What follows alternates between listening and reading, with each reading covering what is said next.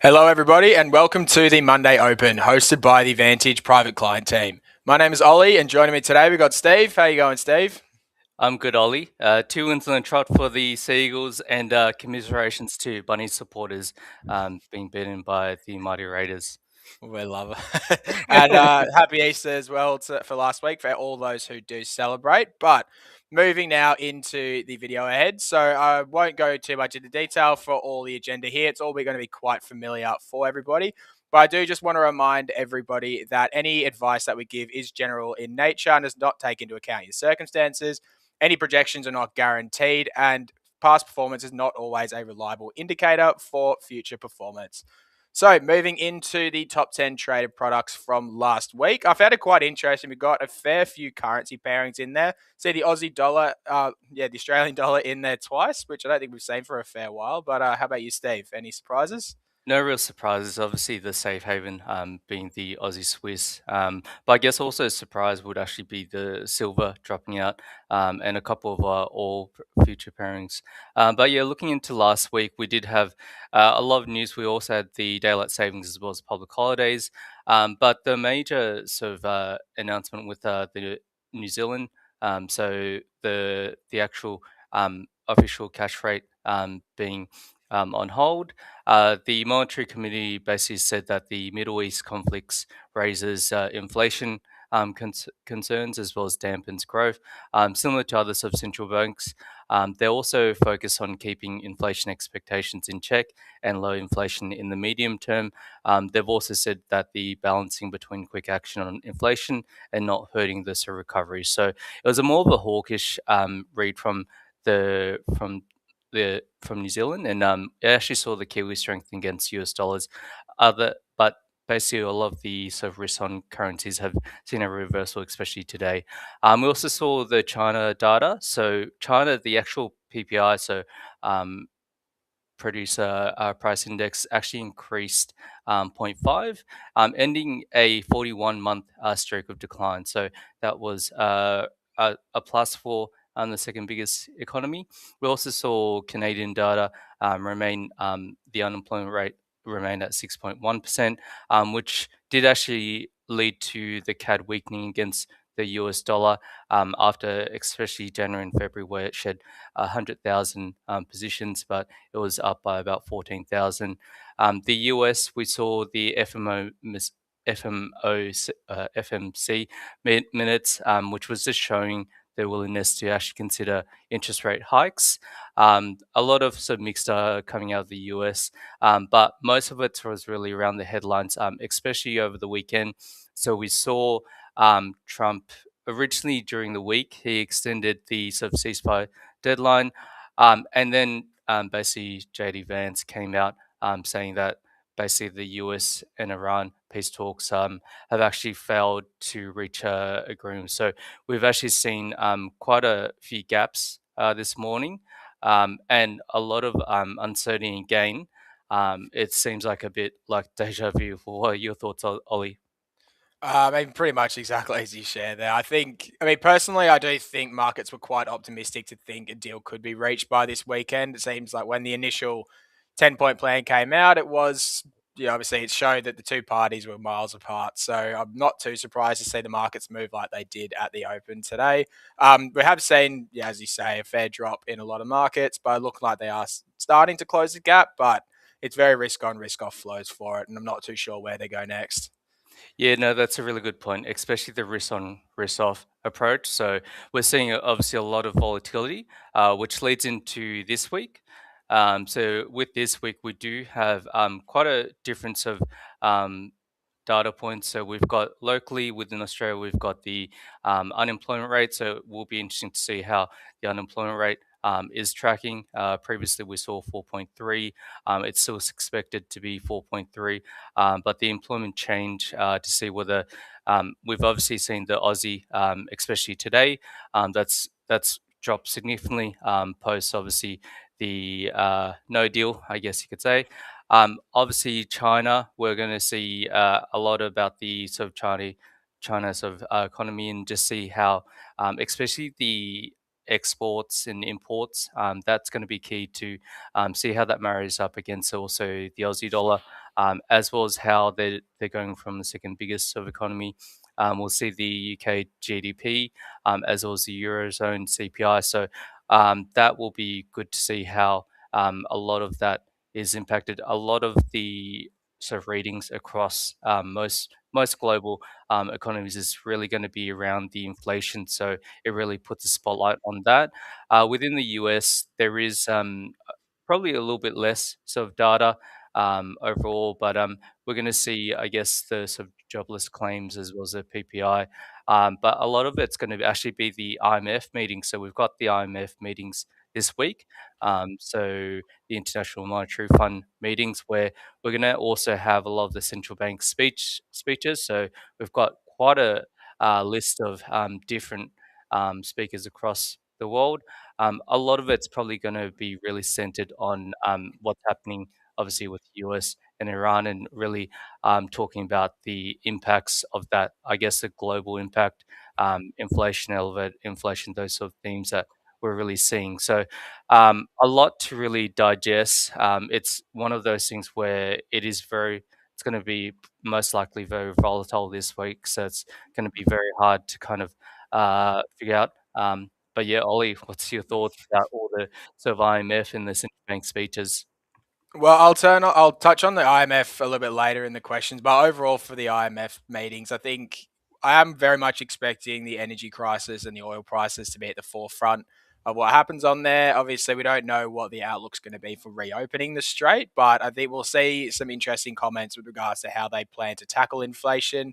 Could see some moves in the currency markets, particularly, and the equity markets, depending on what we perceive the timeline for any rate moves to be. But I don't know. Out of the central bank speeches, I'm probably more focused on the Bank of England and the ECB personally, just because I know the ECB CPI, it is the final print. We had a preview for that a week prior, so questionable to see how much it will move the markets. The final print, but sounds like a good time to move into the technicals.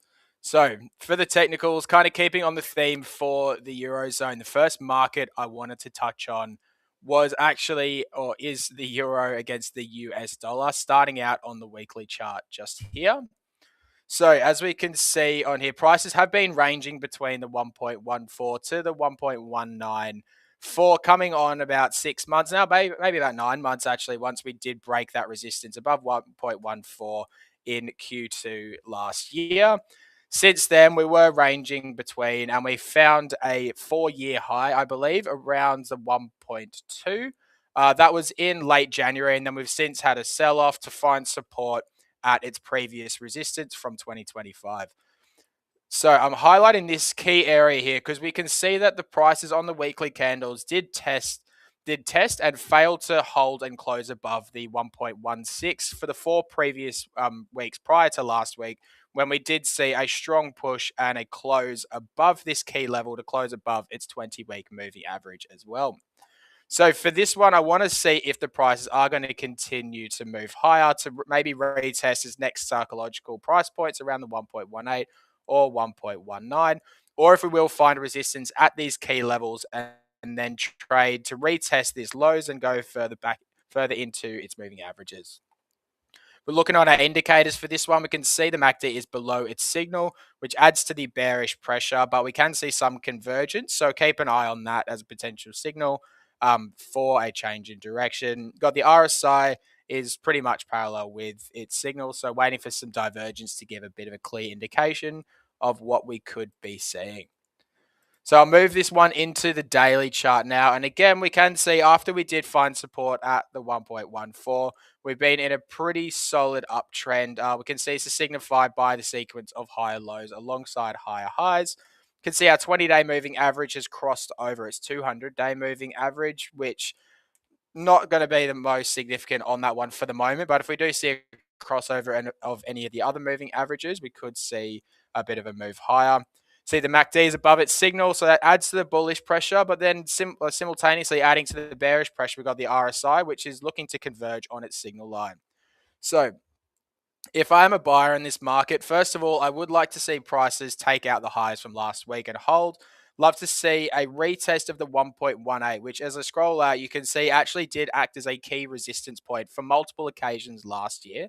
So I think if prices can break and hold above this 1.18, that is a clear signal of bullish.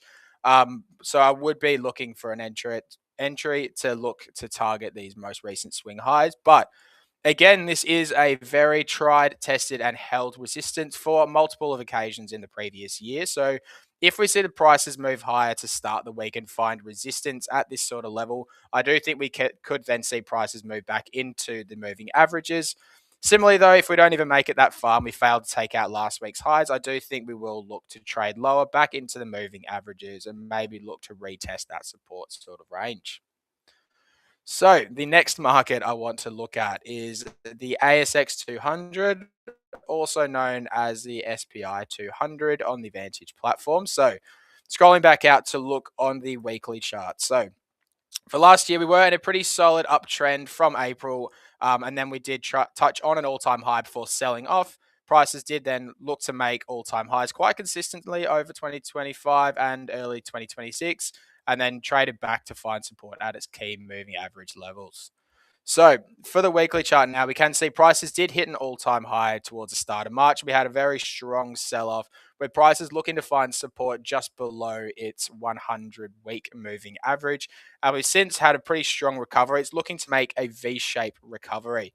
So if we want to look at signals for both sides here, I'm seeing some considerable convergence on our MACD with its signal. So if we do see a crossover and some heavy divergence in there, it could be adding to the bullish momentum. But again, we've got the contrast for that with the RSI, which is above its signal, but looking to converge again. So I want to see some divergence on both of these indicators to give a clear signal for momentum. But for the moment, I'll move into the daily chart to get a better understanding of what we could be seeing for the week ahead. So scale that one in. So as we can see, we did find support around the 82.50 sort of area and has had a pretty strong uptrend. So for the previous two sessions, this being Thursday and Friday, we looked to look for a retest and a fail to close at the psychologically significant 9,000 level. And I do think this level is the one to watch to give a bit of an indication for. So as I said, we failed to make a close above there and we opened lower for the day ahead. So if I am a buyer in this market, I think first of all, you need to see a test, a test, a hold, and a close above this 9,000 level. With prices maybe to move higher, come back and find support. And if we can see prices move higher, come back, find support, then I think I'll act as that as a signal for bullish momentum. But again, I think that if we see prices come up to this level and hold that resistance once again, I do think we'll then see prices trade further down into the moving averages. Looking at our indicators as well, we're seeing the MACD above its signal with some considerable divergence. So that definitely does add to the bullish momentum. But again, you want to take that alongside the RSI as well, which is seeing some convergence. So again, looking for a confirmation either side. And I think if I am buying or selling, I can manage my risk around these key levels or the psychologically significant price points. So that brings us to the end of the technicals. So moving into the Q&As. Yeah, so question one, how could the Clarity Act passing impact crypto markets? So last week, US Treasury Secretary Scott Bessent urged Congress to pass the Clarity Act, which is currently stored at the Senate. The Senate actually resumes this week. Essentially, they need to kind of look at passing that pretty quickly, probably within the next 2 weeks, to ensure that it's actually completed this year. So basically, the Clarity Act creates a clear legal framework in the US. And since global markets often follow the US standards, the impact is worldwide. So it basically splits crypto into two categories. One, which is the SEC, so Securities and Exchange Commission, which is more like an investment type token, which is heavily regulated. Also, there's the CFTC, which is Commodities Futures Trading Commissions, which is like commodities like Bitcoin, similar to gold or oil, for example. And basically, there's this sort of clear guidance that the SEC as well as CFTC provided on the 17th of March 2026, where they've basically put into certain categories for each of the actual crypto classifications. So this really introduces rules for exchanges, brokers, and custodies. It also adds stablecoin regulation, including potential limits on yield, which has been facing pushbacks from platforms like Coinbase as well as banks due to the revenue impact of those companies.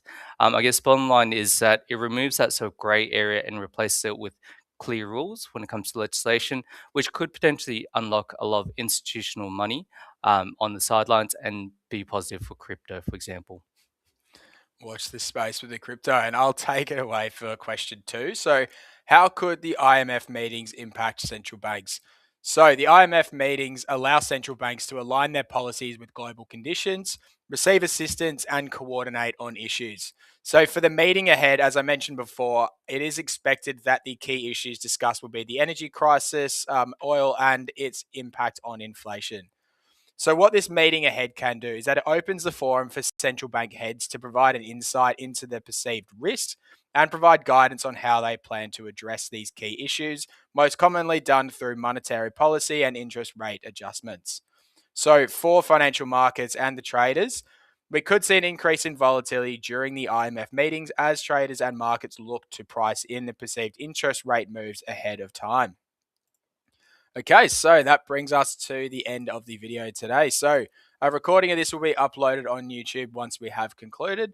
As well, we will be posting a link to this in our VIP chat room as well as on Telegram.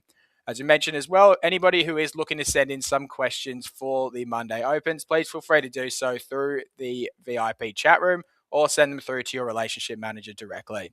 And that's all from me today. So thank you everybody for watching, and Steve, I will see you later. Thank you, Ollie. Enjoy evening, everyone.